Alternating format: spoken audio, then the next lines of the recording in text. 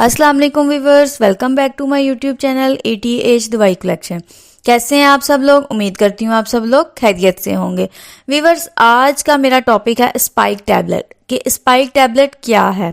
Spike tablet एक anti fungal दवा है जिसमें केटोकोनाजोल शामिल है जो जल्द, बाल और नाखून को मुतासिर करने वाले मुख्तलिफ फंगल इन्फेक्शन के इलाज के लिए इस्तेमाल होती है। ये फंगस में की नशोनुमा को रोकती है और इनकी सेल झिल्लियों में खलल डालता है। हम इस टैबलेट का इस्तेमाल कैसे कर सकते हैं? इस टैबलेट को अंदरूनी फंगल इन्फेक्शन और माइकोस की रोकथाम के लिए इस्तेमाल किया जाता है जो कि कमज़ोर मुदाफ़ती निज़ाम वाले मरीजों में पाए जाते हैं। यानी कि इसको इंटरनल इन्फेक्शन के लिए और एक्सटर्नल इन्फेक्शन दोनों के लिए इस्तेमाल किया जाता है। इसको जिल्द के इन्फेक्शन, टेटिनिया के इन्फेक्शन, कैटिनियस कैंडिडेटिस जिल्द के इन्फेक्शन जो अक्सर कमर या बगलों में होते हैं, और सेबोरिक डर्मेटाइटिस जिल्द के इन्फेक्शन जो अक्सर खोपड़ी को मुतासिर करते हैं के इलाज के लिए भी इसको इस्तेमाल किया जाता है। जिस्म में फंगल इन्फेक्शन के इंतजाम के लिए इस्तेमाल किया जाता है, जैसे कि फेफड़ों या दीगर अंदरूनी अज़ा को मुतासिर करने वाले इन्फेक्शन और बाज़ फंगल इन्फेक्शंस की तकरार को रोकने के लिए इस टैबलेट का इस्तेमाल किया जाता है।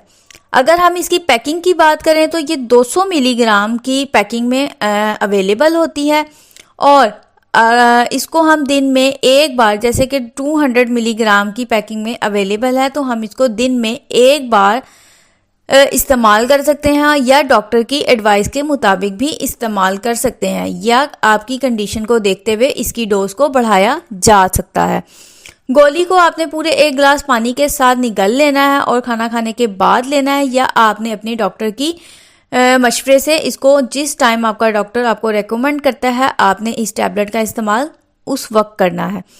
इससे कुछ साइड इफ़ेक्ट्स भी हो सकते हैं। इससे मतली का आना, कै आना, कब्ज़, पेट में दर्द, सर दर्द, चक्कर आना या हल्का सर, जिल्द पर खारिश या पेशाब का गहरा होना और थकावट या कमज़ोरी भी आपको हो सकती है।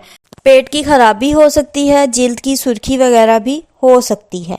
व्यूअर्स, इस टैबलेट की कुछ एहतियाती तदाबीर हैं। इससे अगर मालूम हो कि केटोकोनाजोल या दीगर एजोल एंटी फंगल अद्वियात से एलर्जिक है तो इस्तेमाल से गुरेज करें। आप लोग इसका फिर इस्तेमाल बिल्कुल मत करें।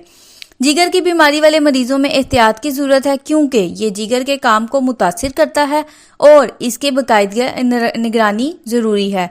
जो लोग जिगर का मसला रखते हैं, जिनको जिगर का कोई भी मसला है, वो इस टैबलेट का इस्तेमाल ना करें।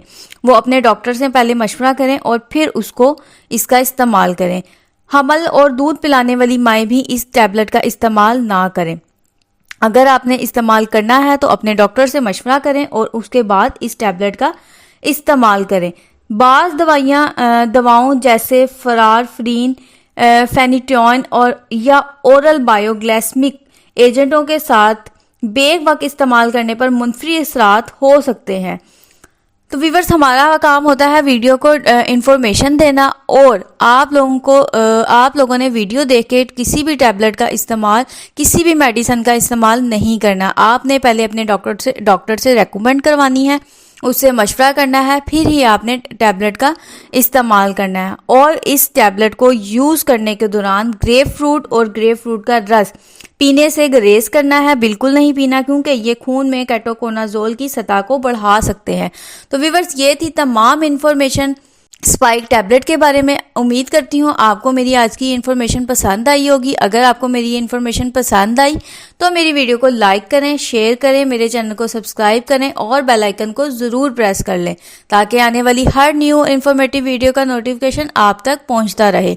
नेक्स्ट वीडियो तक के लिए मुझे इजाज़त दीजिए। अल्लाह हाफिज़।